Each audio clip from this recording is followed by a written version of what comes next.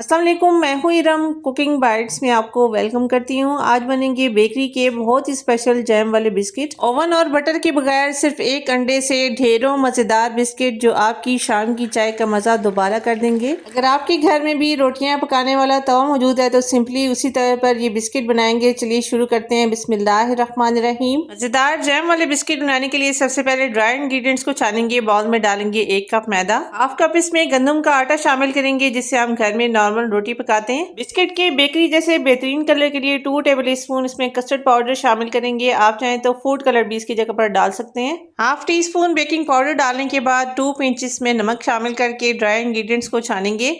इस स्टेज पर dry ingredients को छानने से इनमें एक एयर सी बनती है जिससे बिस्किट या केक जो भी आप बना रहे हैं अच्छी से राइज होते हैं, अच्छी तरह से फूलते हैं। अब एक अलग बाउल लेकर हाफ कप घी इसमें शामिल करेंगे। सेमी सॉलिड घी का यूज करेंगे। आप चाहें तो इसकी जगह पर बटर भी यूज कर सकते हैं। अब इसमें हाफ कप पाउडर शुगर यानी पिसी हुई चीनी शामिल करेंगे। पिसी हुई चीनी को आपने इस तरह से छान कर शामिल करना है। चीनी को छानना बहुत ज्यादा इंपॉर्टेंट होता है। चीनी जब ग्राइंड करते हैं तो इसमें मोटे ज़रात रह जाते हैं जो हमारी रेसिपी को खराब कर सकते हैं। चीनी और घी को मिक्स करते हुए बीट करेंगे। 1 से 2 मिनट तक आपने लाजमी चीनी और घी को फेंटना है। बीट करने से इसका टेक्सचर क्रीमी हो जाएगा, इसका कलर भी चेंज हो जाएगा। घी और चीनी का ये मिक्सर जब इस तरह से क्रीमी और फ्लफी हो जाए और एक जगह पर स्टेबल होने लगे तो इस पे शामिल करेंगे 1 अंडा। अंडा आपने नॉर्मल टेम्परेचर पर इस्तेमाल करना है। अंडा डालकर भी इस मिक्सर को मजीद बीट करेंगे। बिस्किट से अंडे की स्मेल को दूर करने के लिए बेकरी जैसे बेहतरीन कलर और टेस्ट के लिए हाफ टी स्पून इसमें डालेंगे वनीला एसेंस। वनीला एसेंस की जगह आप इलायची पाउडर भी डाल सकते हैं। शुरू में जब हमने चीनी इसमें शामिल की थी, चीनी के साथ आपने इलायची पाउडर को पीस कर छान कर इसमें डालना है। बिस्किट का लिक्विड मिक्सचर रेडी करने के बाद अब जो ड्राई इंग्रेडिएंट्स हमने पहले से छान कर रखे थे आधे आधे करके इसमें शामिल करके स्पैचुला से इनको फोल्ड करेंगे। हाफ कप जो हमने ड्राई इंग्रेडिएंट्स में गंदम का आटा शामिल किया है आप उसको स्किप करके इसकी जगह पर आप टोटली मैदे से भी इन बिस्किट्स को बना सकते हैं। सिर्फ मैदा यूज करें या फिर गंदम के आटे से बनाएं, लेकिन कस्टर्ड पाउडर आपने इस मिक्सर में जरूर ऐड करना है। बड़ी बड़ी बेकरियों पर बिस्किट के कलर और टेस्ट को एनहेंस करने के लिए कस्टर्ड पाउडर डाला जाता है। कभी आपने इस तरह से ट्राई नहीं किए तो एक बार जरूर बनाइएगा, क्योंकि ये बिस्किट हमने पाइपिंग बैग में डालकर बनाएंगे, इसलिए मिक्सर आपने थोड़ा सा ढीला रखना है। मिक्सर अगर ज़्यादा हार्ड हुआ तो बिस्किट पाइप करने में आपको मुश्किल होगी। बैटर रेडी करने के बाद सेट होने के लिए 10 मिनट के लिए इसको फ्रिज में रखेंगे। दूसरी तरफ मोल्ड को रेडी करते हैं जिसमें हमने बिस्किट को बेक करना है। ऑयल या घी से इसको ग्रीस करेंगे। बटर पेपर लगाने की जरूरत नहीं है। बिस्किट की शेप बनाने के लिए यहाँ पर मैं 9FT वाली नोजल यूज कर रही हूँ। अगर आपके पास नोजल और पाइपिंग बैग्स नहीं है तो आप सिंपल तरीके से भी ये बिस्किट बना सकती हैं। सिंपल राउंड शेप बनाकर हल्का सा दरमियान में उसके एक डीप सा सर्कल बनाएंगे और फिर उसमें जैम लगाकर जैम बिस्किट तैयार करेंगे। अगर आपको नोजल के बगैर जैम बिस्किट की रेसिपी चाहिए तो कमेंट बॉक्स में जरूर लिखिएगा। बिस्किट का सारा मिक्सर पाइपिंग बैग में डालने के बाद इस तरह से हाथ से दबाकर इसकी एयर आपने सारी निकालनी है।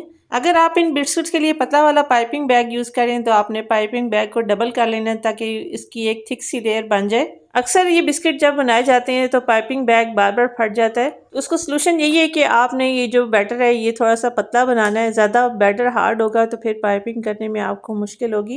ये देखें कितनी परफेक्ट बेकरी जैसी बिस्किट की शेप आई है, आप देख सकते हैं। अब फिंगर की मदद से आपने बिस्किट के सेंटर में इस तरह से हल्का सा एक होल बनाना है। अब मिक्स फ्रूट जैम लेंगे। पाइपिंग बैग में डालने के बाद इस तरह से जैम इन कुकीज़ के ऊपर लगाएंगे। जैम आप मार्केट वाला भी यूज़ कर सकते हैं और घर में भी बहुत ही आसानी से अगर फ्रूट पड़े हो तो जैम आप तैयार कर सकते हैं। जैम बिस्किट को बेक करने के लिए तवा यहाँ पर गर्म हो चुका है। तवे को अच्छी तरह से गर्म करने के बाद फ्लेम को स्लो करेंगे। इस तरह से ये ट्रे इसके ऊपर सेट करेंगे। किसी किस्म का स्टैंड वगैरह रखने की ज़रूरत नहीं है। इस तरह से कोई भी बड़ा बर्तन या पतीला जो इसके ऊपर पूरा आ जाए आपने उल्टा करके रखना है। फ्लेम को स्लो करके 30 मिनट्स के लिए कुकीज़ को बेक करेंगे।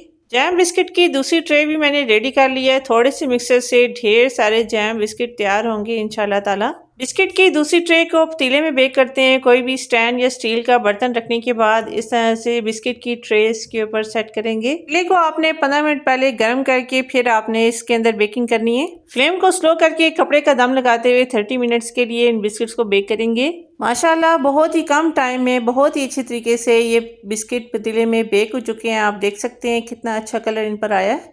यकीन करें बहुत ही अच्छी सी बिस्किट की खुशबू पूरे किचन में आ रही है। बैक साइड से आप देखें कितनी अच्छी तरह से ये बेक हो चुके हैं। दूसरी तरफ तवे पर जो हमने बिस्किट बेक किए थे वो भी रेडी हो चुके हैं। आप देख सकते हैं उन पर भी बहुत ही अच्छा सा कलर आया है।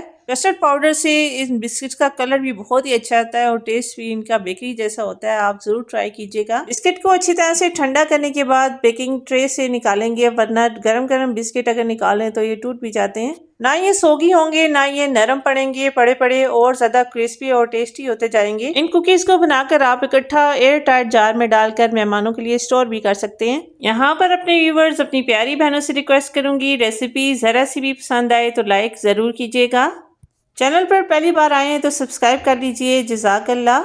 सो मिलते हैं अगली वीडियो में एक और नई अमेजिंग रेसिपी के साथ। तब तक के लिए अल्लाह हाफिज़।